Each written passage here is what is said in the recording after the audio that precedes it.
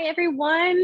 I just want to welcome everybody to the 2022 session wrap up. And thank you all for joining. I know this was a quick turnaround to get everyone here. But my name is Erin Ballas. I'm from Public Affairs Consultants. I'm the Vice President. Also on the call with us is Kina Corey, the President of Public Affairs Consultants, and Jack Corey, the founding member. We are your lobbying team, and we're here today to kind of go over everything that happened up in Tallahassee and get you ready for what's about to begin. Make sure. So session started on January 11th this year. It's an early session, and that's because of a couple of different reasons, but one of them mainly being that one of the things they have to do this year is redistricting. It is supposed to run for 60 days. And this year they missed the mark by 3 days because they concluded on March 14th at 1:03 p.m. They had to extend into the weekend and then could come in and vote at 1:30 on the Monday following when they should have ended. According to the Constitution, this legislature had two responsibilities this session. One of them was to pass a balanced budget, which they barely managed to do. And then one was to pass a redistricting plan, which they did do. And we're going to go over those a little later. So the three big time decision makers during this legislative session are, of course, President Simpson in the Senate, Speaker Sprowls in the House, and then the governor. So they all have their lists of priorities. So President Simpson was really looking to invest in some ports and some roadways, water storage north of the Everglades. He achieved that. He increased wages for state workers and law enforcement officers across the board. He discouraged the burdensome local government regulations. These were all things he outlined in his opening day speech. He didn't get to work that much on early childhood care, which was also a priority of his. Governor DeSantis walked away with a couple of his priorities as well. He didn't get $15 billion in reserves, but he did end up getting about, I think, $10 billion in reserves.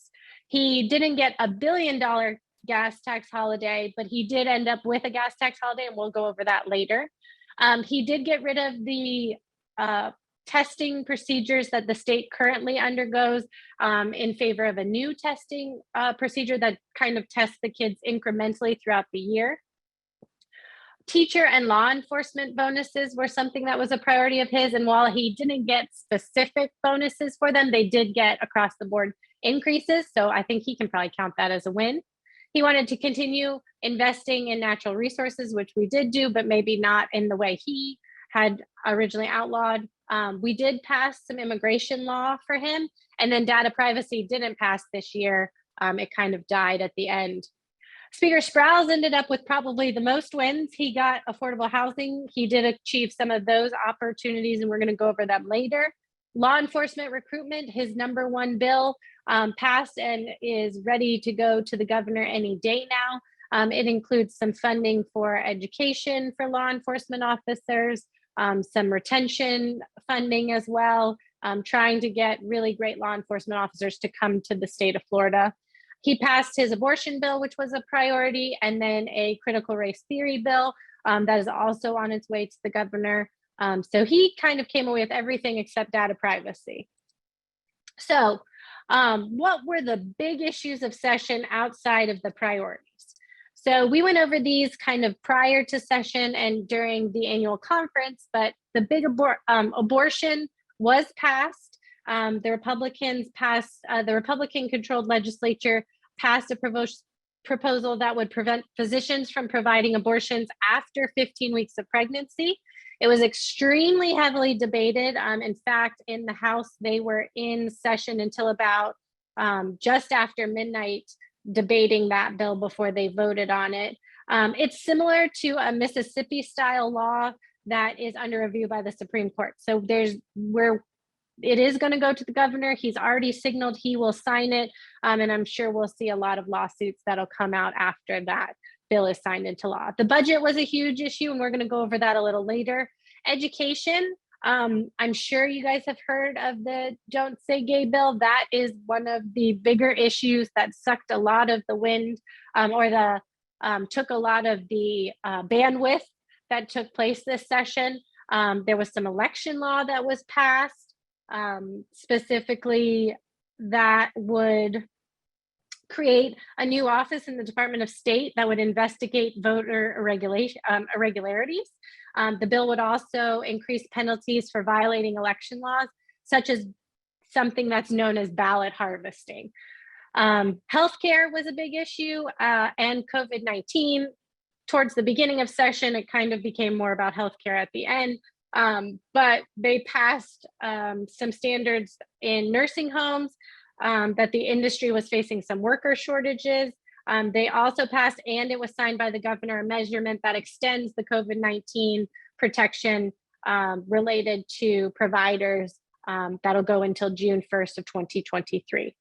There was some insurance issues, local government issues that have to do with a big priority that is headed to the governor that would allow businesses to file lawsuits against cities and counties if the ordinance could pose a 15% loss or more to their business.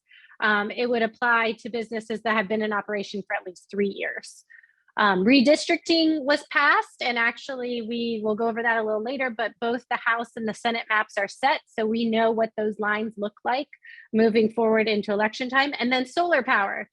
So this was one of the biggest kind of sleeper issues that came out of the session, having to do with what's called net metering. And so individuals who have solar panels on their house can sell back that power to local groups. And this would basically cause what some of the solar industry would say is a phase out of solar, and was heavily pushed by some of the individuals in the energy and utilities industry. So redistricting was one of the top priorities they had to get done. It only happens once a decade. After a census is complete, they have to do a congressional map, a House map, and a Senate map. Both the House and the Senate maps were completed and sent to across the street to the Supreme Court, and they were approved. So the way that it works is the House draws the House map, the Senate draws the Senate map, and they send them across the street to be approved, and they are ready to go. So you can go online right now and see all of the maps and where the new lines are and which district you might be in. It is set and ready to go. The congressional map, on the other hand, they have to be approved by both the House and the Senate. And for the first time in history, the House got a little concerned about the maps they had drawn, and they sent 2 maps to the governor. One showed a significant change to a district that used to stretch from Leon County to Jacksonville. You would know it right now, it's Senator Al Lawson's seat. The governor had indicated that the maps as they were, if they are sent to him, are basically, he used the word DOA, so they're dead on arrival. He's going to veto them. If the governor vetoes those maps, they will then be sent to the Supreme Court, and the Supreme Court will take over and will draw or determine which map they think is more appropriate or a better drawing. So there's no telling how, well, first he has to get it's sent to him as a bill. Once he gets the bill, then he can veto it, and then it'll go to the courts. And I assume they'll move pretty quickly so that filing can get completed for those who are running for Congress. All right, so the budget. This year, the budget is the only other constitutional requirement they have. They had more money than they have ever had in the history of the state of Florida. There are a couple of reasons for that. This year, they passed a total budget of $112.1 billion. Keena and I were talking to a member that was a Probst chair. I think, when was Ken a Probst chair? Not very long ago, maybe like 8 years ago, right? 8 years ago. And he said his budget total then was $86 billion. So incrementally for the last 3 years, the budget has increased by about $10 billion on average of how they spent it. This budget also includes some COVID relief funds. It includes an across-the-board pay increase for all state employees. They all get a 5.83% increase. This is a big effort to make sure that all of the employees of the state are making at least $15 an hour. But instead of just raising the lowest paid, everybody gets a raise up. It increases the funding to public schools. It increases funding for water projects in Florida Forever, and it increases funding for nursing homes across the state who are suffering after the COVID pandemic. It also includes some tax holidays. So I thought I would hit those points for you guys as well. It includes a 14-day back to school holiday, which also includes an increase of from $25 to $50 of tax-free for one item. So if you bought like a shirt that was $50, that would now be tax-free. Above the $50, you would have to pay the taxes. It includes a 14-day disaster preparedness week that would be for mainly things you would need to prepare for a hurricane or another natural disaster. Freedom Week, it takes place normally around the 4th of July. It has to do with extracurricular kind of activities. So things like joining a gym, buying a ticket to a outdoor theater, buying a ticket to a concert, kind of those things that you think about as summertime activities are linked to this Freedom Week tax holiday. It also includes a new tax holiday that they have been calling Tool Time. The Tool Time tax holiday includes things for individuals who often work in industries like it includes like coveralls, boots, certain types of tools, safety glasses, safety protection, those type of things that you could use for individuals who do outdoor work, kind of like maintenance, those type of things. There are some other sales tax exemptions that were added. So impact resistant windows, doors, and garage doors. So if you're looking to upgrade any of those, you got 2 years to do it where it'll be tax-free. This year, it also includes a 1-year tax holiday on baby and toddler clothes. So that includes newborn to 5T clothing. Clothing and shoes will all be tax-free. An entire year where your children's diapers will be tax-free. They've been trying to do this for quite a while and managed to achieve it this year. 1 year Energy Star appliances. So if you're looking to buy a new washer, a new dryer, then you can definitely do that now. And then there will be 3 months where children's books will be tax-free. This is an effort by the speaker specifically where he wanted to try and cover that learning gap that can occur in the summer for individuals who aren't in school, and wanted to make sure that every kid could have a book at home. It also included a reduction to the mobile home tax rate from 6% to 3%. So this is the platform that we used during legislative session this year. It has all of the priorities, and you can find it on the FloridaNurses.org website. We're going to go over some of the priorities and the bills that went along with it, and then go over budget too. So the FNA supports a coordinated plan for the pandemic. We had 2 bills we were tracking for that, SB 610 and SB 714. What ended up happening is SB 610 turned into SB 7014 and was passed by the governor. It was approved by him as soon as it hit the desk and was the first bill that was passed during this session. So that's great. We're very happy that he and Senator Brandis worked so hard to increase that, because the pandemic is still taking place and we want to make sure that providers don't have any claims brought against them. Autonomous practice is something we also support. SB 1686. It did not pass this year. One of those reasons is it didn't have a companion. And we knew that there was no kind of appetite for the legislators in the House specifically to move forward with this. It's still a priority. And as we meet with new candidates, we'll be talking to them about this. It's one of the reasons that we talked to a lot of members and said, hey, if you don't want to keep losing nurses, you might want to think about autonomous practice and changing some of these things so that they want to stay in the state, because right now they could go somewhere else. And so this was one of the talking points that we used heavily when talking to members. So the FNA supports safe practice environments for all nurses and our patients. There were a couple of bills that went along with that. One of them that we were supportive of was the free speech of healthcare practitioners by Brad Drake and Senator Bronson. This bill had an interesting trajectory. It was extremely important to the governor. It had all the movement it needed in the House, and was moving in the Senate, and then suddenly just stopped. And it had a lot to do with the House sponsor. There were some issues with Senator or with Representative Drake and some votes he had taken, which is how it goes sometimes. But I wouldn't be surprised if this bill doesn't come back next year to be moved through the process. There was a point where we thought it was going to go on as an amendment onto a bill, especially because the governor the last week of session had a press conference about it, but it just ended up making it across the finish line, and that's more common than not in our in the legislative process.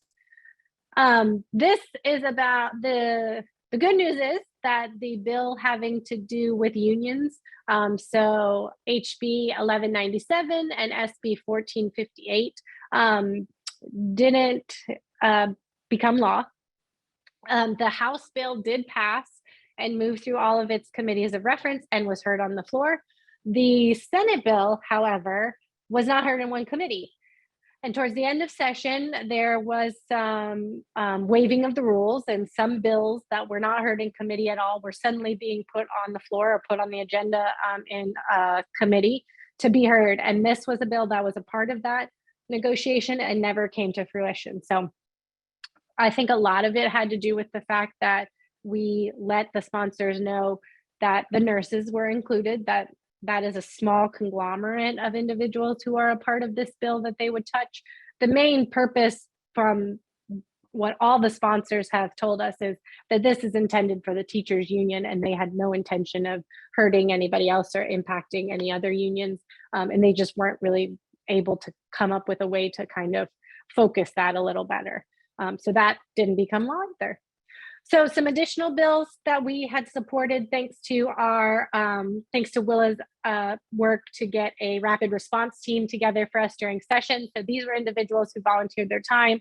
I would send out a bill or an amendment and say, hey, I need to know, do you support, do you not support this? And we were able to get together on a couple of these issues too that came up last minute. So one of them is the dementia related staff training by Representative Byrd. We supported the bill in the final committee stop. He has made some huge changes to this bill.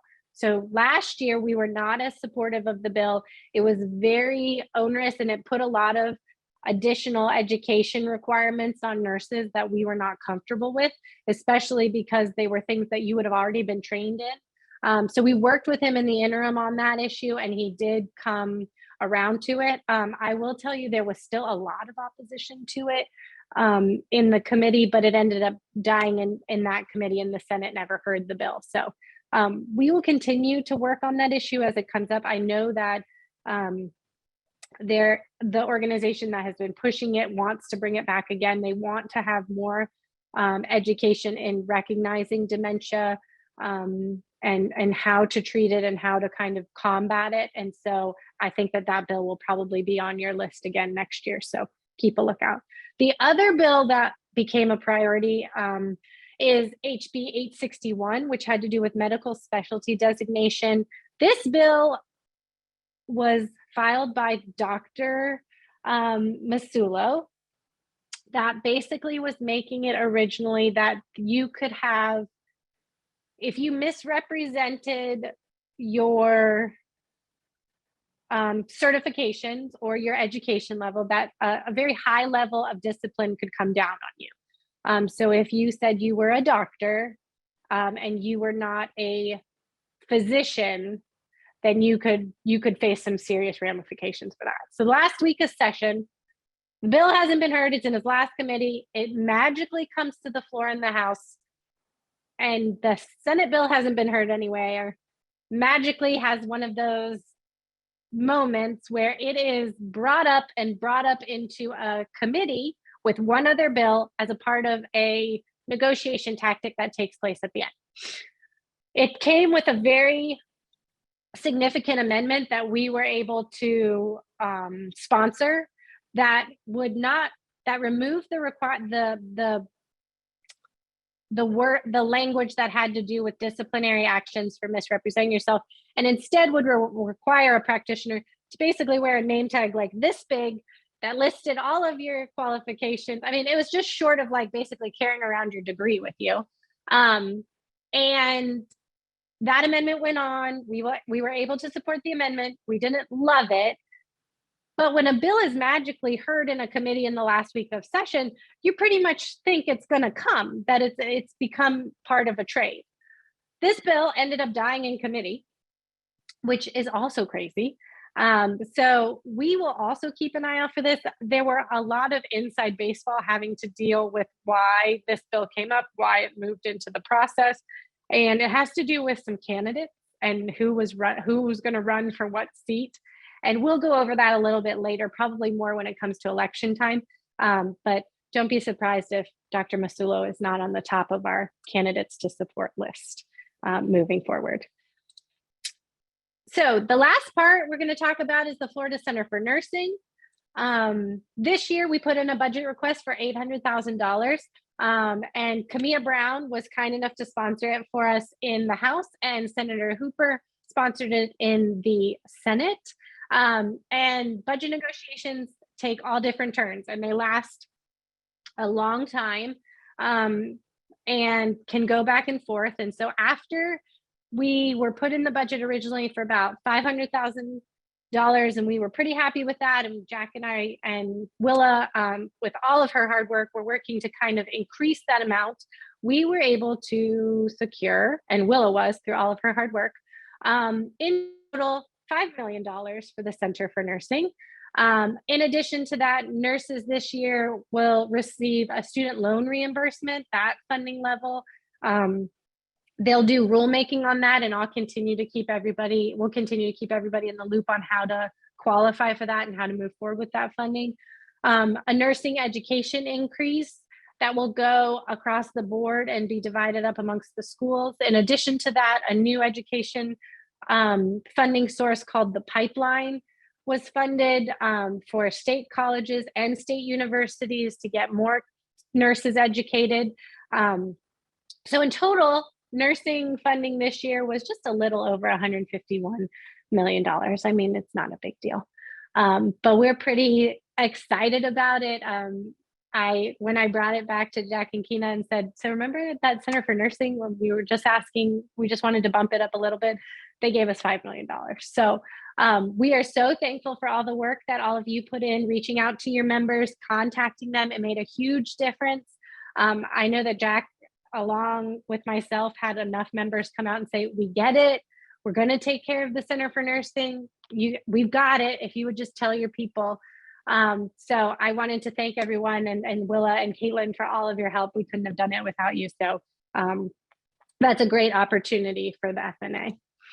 So what's next? What are we going to do now that the budget is over, or that session is over? The budget still has to go to the governor, and he can do a couple of different things. He can line item veto it. It's the only piece of legislation he's allowed to line item veto. So he can go through the whole budget and say, no, I don't want to fund this with like a red tip pen. I highly doubt that he's going to veto any of the nursing funding. He has said that he has been very supportive of nurses.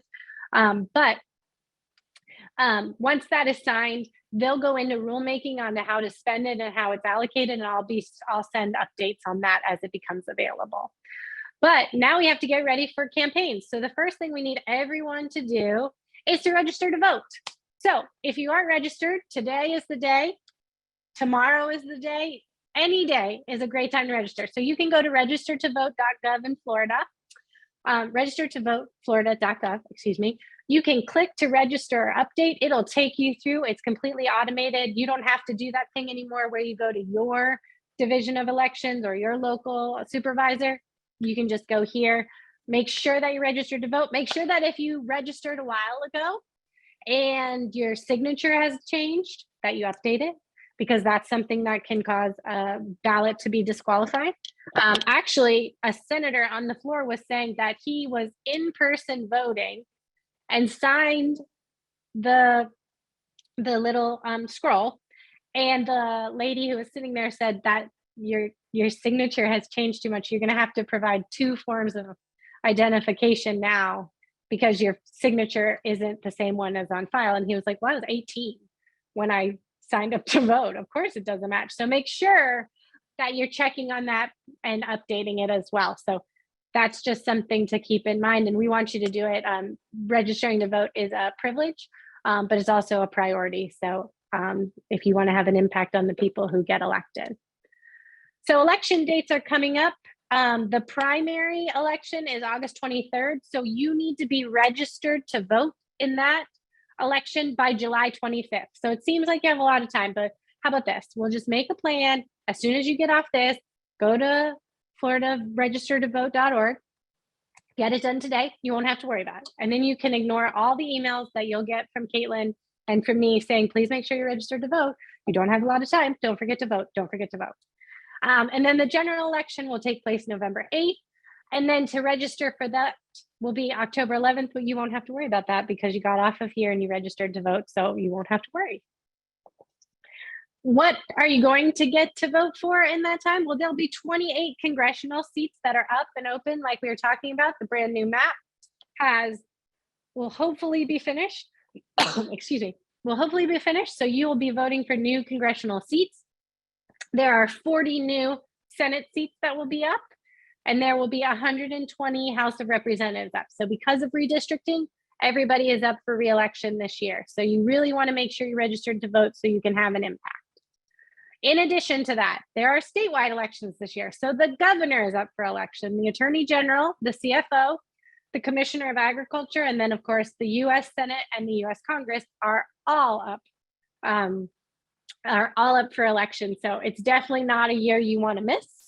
And you won't, because you're going to register to vote as soon as you get off of this Zoom. And then the last way to get involved is to get involved with your political action committee. And you can reach out to Caitlin or to Willa. Jack and Keena and I will begin the daunting process of interviewing the candidates that are going to run for the House and the Senate this year. And that begins in April. And then we'll provide a candidate list of individuals we think would be good for FNA to support. There will be a lot of people running this year, especially because there will be a lot of new seats available, because there's a real trickle down effect. If somebody doesn't run, then somebody else will, and somebody will move into that seat. So don't be surprised if you see names that you're used to seeing on our legislative reports suddenly running for Congress. That just kind of all trickle down has an impact. But if you have any questions, as always, you can reach out to Jack or Keena or I. You brought up special session. So one thing is, before, the one thing that did not get done was the insurance. And I don't know about you, but Jack and my home owner's insurance went up. We have an office here in Tallahassee. It went up, and they did nothing about it. So the governor has said that he is not going to call a special session on insurance. It will be up to the legislature to do that. So that's one way that you can call a special session. Either the governor calls it, or you can have the president of the Senate and the speaker of the House call it. I'm not sure if that's going to happen, only because you've got some other dynamics going on. The speaker's done. Once he doesn't have another place to go unless he finds a congressional seat, which I doubt. I don't think that works for him anymore. I think he's out looking for another job. The Senate President, Wilton Simpson, is going to be running for the Commissioner of Agriculture and Consumer Services. Nikki Fried, who's the current commissioner, is decided to run for governor. So he's decided to run for that seat. I don't know if he wants to get out there in a statewide a statewide issue like that right now, because there is no solution. It's one thing if you pull everybody together for a special session and you're campaigning statewide and you have a solution to a crisis, then you're the best guy on the block or the best girl on the block. If you don't have a solution, you get nothing but bad press. So I don't know if that'll happen or not. We don't see really any other issues that are bubbling up. In Jack and Erin, correct me if you're wrong, but I think that insurance issue is about the only thing that we might see come up, but I'm not sure if they'll address it this year. They tried, they looked at it, they did some committee meetings on it, and it's just bigger than life. They just don't know how to handle it. Yeah, I agree. I think you're not going to see them call a special until they have a way to solve it. And I have to be honest, I don't think they do. And I don't think the insurance lobbyists do. There's no way to solve it. So I, much like Kina said, until they have an answer, they don't tend to call a special just to sit around and talk anymore. And so I wouldn't anticipate that. They did talk, there was in some of the requests, they also said affordable housing, which has also become an issue. It's a huge issue. I know in the Keys in South Florida, people are just, even in Jacksonville, talking about how people are can't afford a house anymore because big businesses are coming in and paying cash for their houses. And so now you have a workforce that can't live where they actually work. And again, they don't have an answer for that. This was a great opportunity for them to answer some of that public housing or that affordable housing situation, and they didn't do it either. And I think that Kina's right. They don't have an answer. So sometimes they just tend to ignore it until it becomes an emergency. And I think we're getting to that point on those two issues. And the other thing is they can't raise money. So this is an election. They can't raise money when they're in session. So if they have a special session, they have to stop their campaigning to go and do that as well. So different go on. Yeah. So and Erin and Kina are correct. And I know these issues are transcendental to your profession, but they're important to your daily lives. And unfortunately, the legislature, as you've seen in your local publications and TV and radio, legislature spent a lot of time on some social issues and not enough time on these kitchen table issues of, as Kina and Erin have said, both your insurance and affordable housing and other things that affect your daily lives. And but as Erin pointed out, because they don't have a solution or don't have an agreement on the solution, it's unlikely they're going to call a special session anytime soon. And as hurricane season approaches, the insurance issue is going to become more and more prevalent. So, but we'll keep an eye on them for you and keep Willa and Caitlin up to date on them. You can check if you have any bills that you specifically were watching. You can check them on both the House and the Senate website on their final arrival or resting place, because those have all been updated as well. And like Jack was saying, so we had an early session this year. You will have what feels like the longest campaign cycle ever. That will take place from now until November, and then they will come in for organizational session in November. They sometimes have a committee meeting in December, but sometimes they don't. And then they'll come back in January for committee weeks again, and then session will start in March next year. Before we end, Erin, a special shout out to all the students that have made comments in the chat room and all the students that are watching or listening, even on their phones while they're in classes. You are the future of this profession, and we need you involved, and we need you involved now. And Erin went over the political action committee, and we'll be talking about candidate visitations and get out the vote and all those kinds of things, because legislators are wonderful people, but they're not mind readers, and they need to hear from you one-on-one individually so that they can know how important your profession is to the future of the state of Florida. Thank you, Erin.